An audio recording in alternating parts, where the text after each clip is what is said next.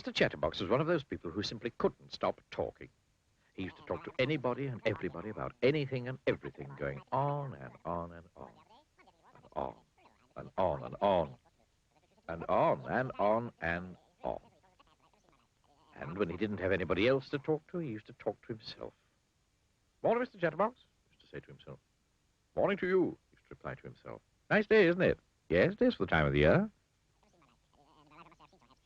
And so on, and so on, and on, and on. The other day, Monday, I think it was, or perhaps it was Tuesday. I don't know, because it's quite a good morning, don't you agree? Of course I do. Because that's what you said to me in the first place, isn't it? Yes, I really must. This hat is really, specifically, one of the best hats I've ever seen in my life. And in my life, I must say I've seen some hats. And furthermore, it's not quite so good a morning, in my opinion, but I might be wrong, although I don't say often. He lived in a box-shaped house in a village.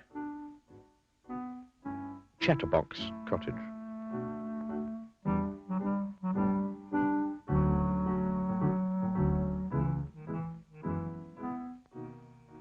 One morning, the postman arrived with a letter for him. Morning, Mr. Chatterbox, said the postman. Oh, good morning to you, postman, replied Mr. Chatterbox. Although, as I was saying to myself only yesterday, or was it the day before, I forget. However, it's not quite so good a morning, in my opinion, but I might be wrong, although I'm not very often, as it was the other day. Monday, I think it was. Or perhaps it was Tuesday. But never mind. Because it is quite a good morning, don't you agree? Well, yes, of course you do, because that's what you said to me in the first place. And he went on and on and on all the morning. And the poor postman was late delivering all his letters. That afternoon, Mr. Chatterbox went into the hat shop in the village. Hello, Mr. Bowler, he said to the man who owned the hat shop. Do you think if it's possible that I could buy, if it's not too expensive, and I'm sure it won't be, a new hat? Because, would you believe it? Well, yes, of course you would. But anyway, as I was saying, my present hat, the one on my head, as you can see, is getting, how can I put it, a little too old. Because I've had it for, let me see now, must be, let's think, 10 years? No, I tell a lie, it can't be that long. Or can it? Well, yes, it could be. On the other hand, and he went on and on all the afternoon, half the night. Long after poor Mr. Bowler should have shut up shop and gone home. Eventually, when Mr. Bowler managed to get a word in edgeways, or was it sideways, he promised to order a new hat for Mr. Chatterbox. Then he pushed Mr. Chatterbox out of his shop, still talking, of course, and went home for his supper, which was cold, of course, because Mrs. Bowler had cooked it for him hours ago. And while he ate, he thought. Exactly 1 week later, the new hat for Mr. Chatterbox arrived. The postman delivered it to Mr. Bowler's shop. At last, said Mr. Bowler, heaving a sigh of relief. I think this hat is going to be the answer to the problem of Mr. Chatterbox talking so much. Oh, I wish it could be, said the postman. How can it? Because, replied Mr. Bowler, this hat is a magic hat. Oh, replied the postman, who didn't quite understand.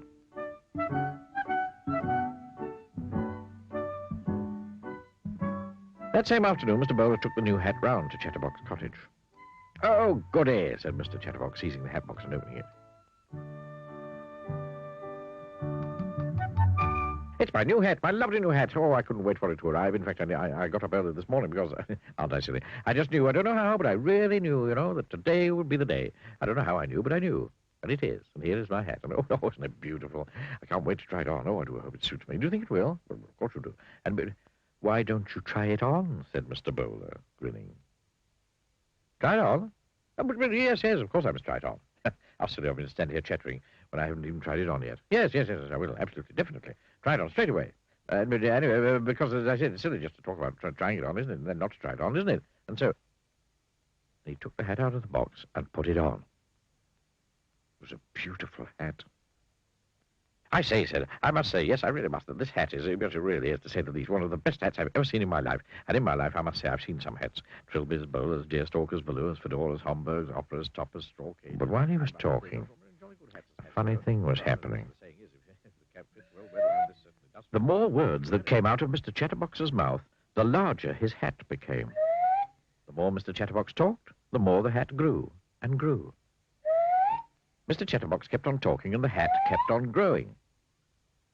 I can't see anything, he said. 1 minute I was standing here looking at my new hat in the mirror, and now all of a sudden, without my warning, taking me all unawares, just like that, the hat grew down to his feet. And Mr. Chatterbox stopped talking. And as soon as he stopped talking, the hat grew smaller and smaller until it was the same size as when he'd first tried it on. Mr. Bowler was delighted. My special magic hat really works, he chuckled. The following day, Mr. Chatterbox was out for a walk when he met the postman in the village. "Hello, postman," he said. "I said, you like my new hat? Have you ever seen such a fine hat? I'm sure you never have. What a hat." But you know what was happening, don't you? The hat grew and grew and grew the more Mr. Chatterbox talked. "Oh, now I know what Mr. Bowler meant by a magic hat," chuckled the postman, and he went on his way, leaving poor Mr. Chatterbox speechless.